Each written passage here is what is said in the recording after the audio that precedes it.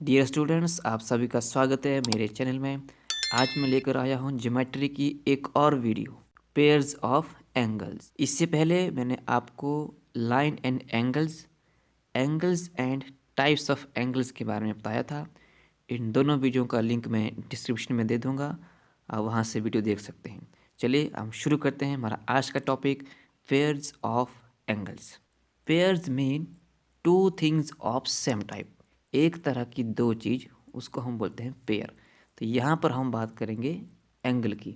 वो किस तरह का पेयर है, उनमें आपस में किस तरह की प्रॉपर्टी है, उसके बारे में हम पढ़ने जा रहे हैं। Certain pairs of angles have special properties.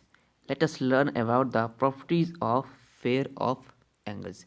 हम इन्हीं प्रॉपर्टी के बारे में हम आगे सीखने जा रहे हैं। उसमें से पहला है हमारे पास कॉम्प्लीमेंट्री एंगल्स। अब कॉम्प्लीमेंट्री एंगल क्या होता है? जब भी हम पेयर की बात करेंगे तो टू एंगल की बात उसमें ज़रूर होगी।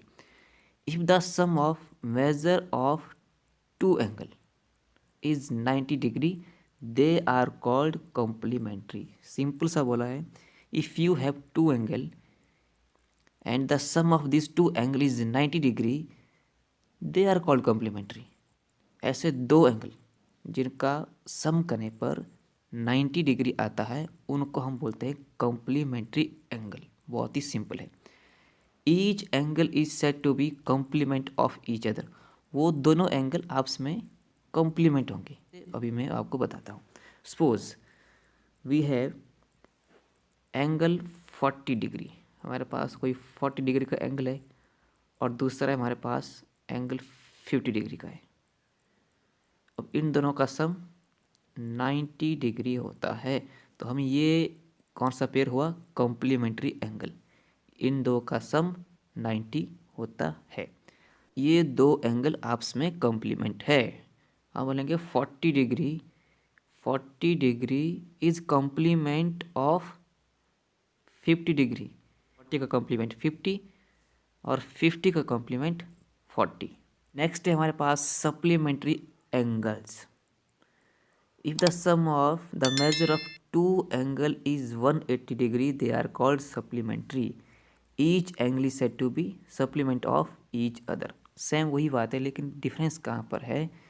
If you have two angles and the sum of these two angles is 180 degree, they are called supplementary. Complement में हमारे पास 90 डिग्री था, लेकिन सप्लीमेंट में यही सम क्या होगा?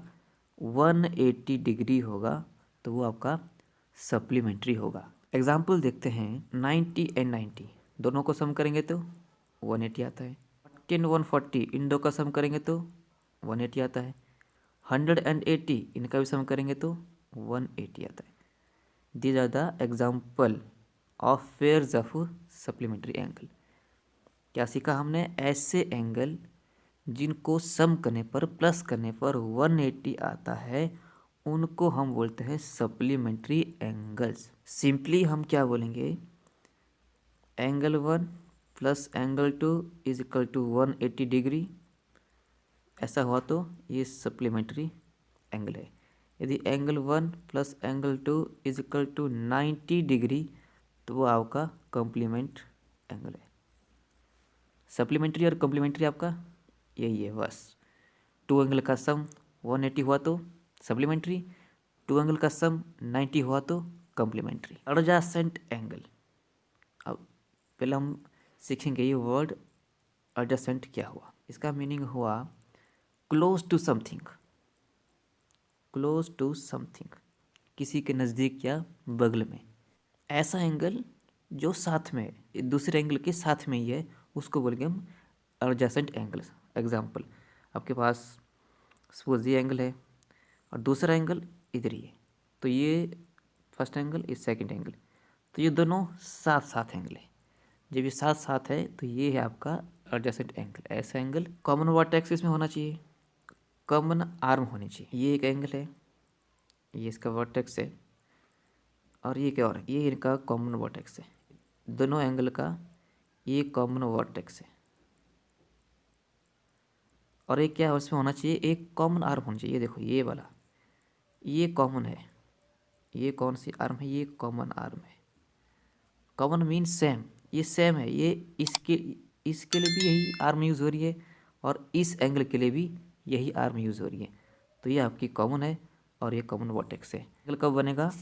जब उसमें वर्टेक्स कॉमन हो और कॉमन आर्म हो।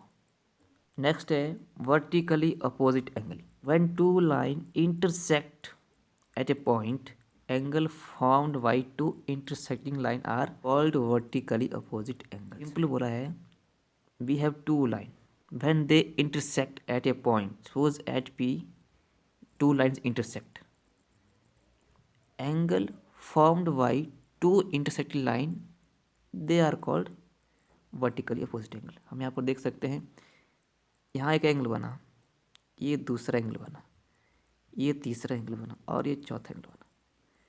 और ये जो एंगल बने ये है वर्टिकली अपोजिट। 2 के अपोजिट में 4, 1 के अपोजिट में 3, ये हो गई हमारे पास वर्टिकली अपोजिट एंगल। अब जो मेन बात है जो याद रखनी है वो ये है, vertically opposite angles are always equal.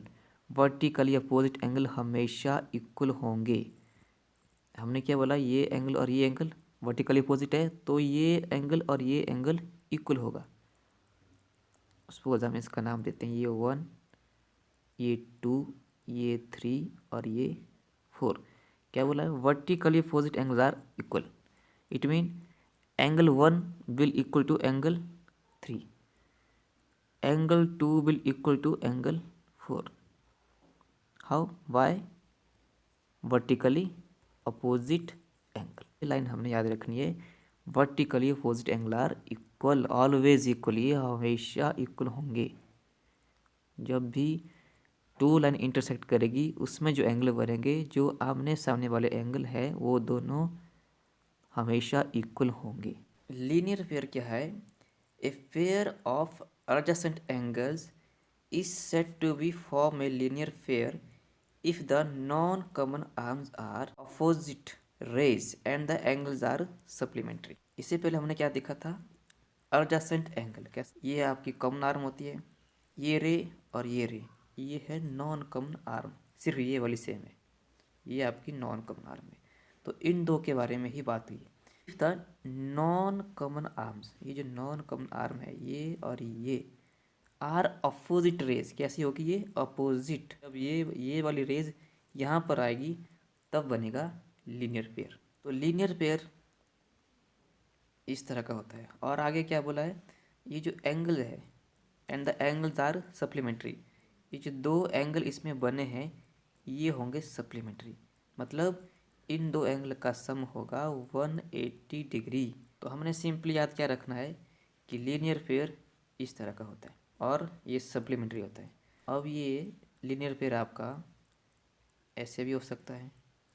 आपने सिर्फ डायग्राम देखना है कि लीनियर पेयर आपका होता कैसा है। एक लाइन स्ट्रेट होगी, सीधी होगी, और दूसरी ये कहीं भी हो सकती है, ये कैसे भी हो सकती है, ये भी लीनियर पेयर है। और जो मेन बात है कि इन 2 एंगल का सम 180 होता है लीनियर पेयर में, बस सिर्फ यही याद रखना है। तो ये था पेयर ऑफ एंगल्स के बारे में। मैं उम्मीद करता हूँ कि आपको अच्छे से समझ आया होगा। यदि आपको अच्छा लगा तो हमारे चैनल को प्लीज़ आप सब्सक्राइब करें और शेयर करें।